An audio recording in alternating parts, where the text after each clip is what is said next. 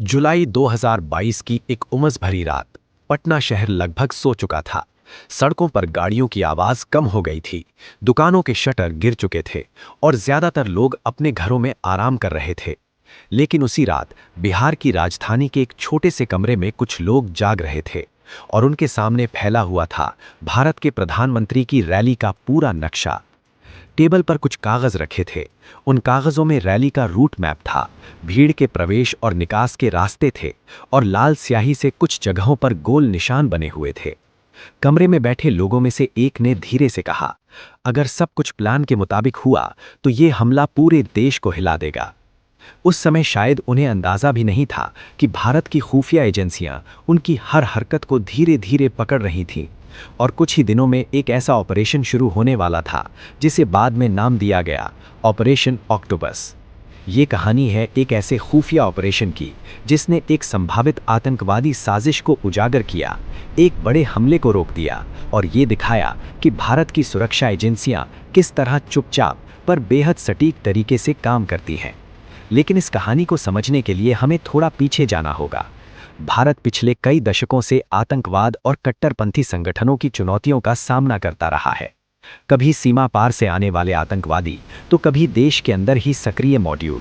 कई बार ऐसी साजिशें रची गईं जिनका लक्ष्य सिर्फ डर फैलाना ही नहीं, बल्कि भारत की राजनीतिक और सामाजिक स्थिरता को हिलाना भी था। प्रधानमंत्री जैसे उच्च सुरक्षा वाले पद हमेशा से ऐसे संगठनों के निशाने पर रहे हैं। भारत के इतिहास में इससे पहले भी कई ऐसे मामले सामने आए हैं जिनमें बड़े नेताओं पर हमले की साजिशें रची गईं। सुरक्षा एजेंसियों को हमेशा इस खतरे का सामना करना पड़ा है कि कहीं कोई आतंकी संगठन किसी बड़े सार्वजनिक कार्यक्रम को निशाना न बना ले। 2022 में भी कुछ ऐसा ही होने वाला था। जुलाई 2022 में प्रधानमंत्री नरेंद्र मोदी की एक बड़ी रैली पटना के गांधी मैदान में प्रस्तावित थी। इस रैली में हजारों लोगों के आने की उम्मीद थी। सुरक्षा के लिहाज से ये एक बड़ा आयोजन था और स्वाभाविक रूप से केंद्र और राज्य की एजेंसियां पूरी तरह सतर्क थीं। लेकिन उसी समय जांच एजेंसियों के पास कुछ ऐसे इनपुट आने शुरू हुए जिनसे संकेत मिल रहा था कि कुछ कट्टरपंथी तत्व किसी बड़े हमले की योजना बना रहे हैं। शुरुआत में ये जानकारी बेहद बिखरी हुई थी। कहीं किसी संदिग्ध वित्तीय लेनदेन का संकेत मिला, कहीं कुछ युवाओं की संदिग्ध गतिविधियां सामने आईं और कहीं कहीं ऐसे दस्तावेज मिले जिनमें बड़े स्तर पर अशांति फैलाने की बात की जा रही थी। धीरे धीरे ये शक गहराने लगा कि ये कोई साधारण मामला नहीं है।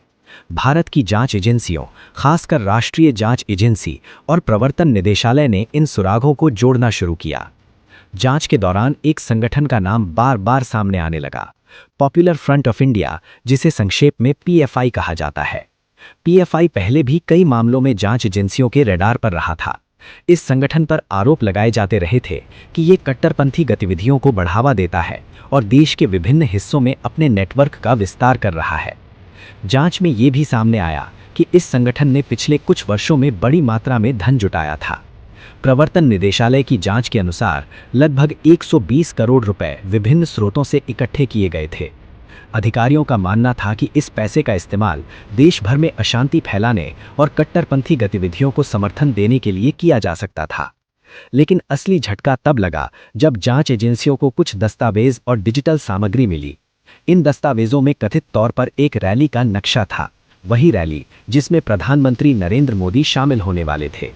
जांच अधिकारियों के अनुसार कुछ संदिग्ध लोगों ने उस रैली के मार्ग, भीड़ की स्थिति और संभावित कमजोर बिंदुओं का अध्ययन किया था।